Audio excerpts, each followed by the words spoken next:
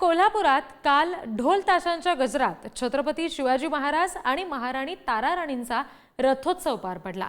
Chhatrapati charitable देवस्थान ट्रस्टच्या वतीने हा अविस्मरणीय रथोत्सव सोहळा साजरा करण्यात आला आणि यावेळी हजारो कोल्हापूरकरांची उपस्थिती पाहायला मिळाली। चित्तथरारक आणि रोमांचकारी मैदानी खेळ सुद्धा यावेळी पाहायला मिळाले।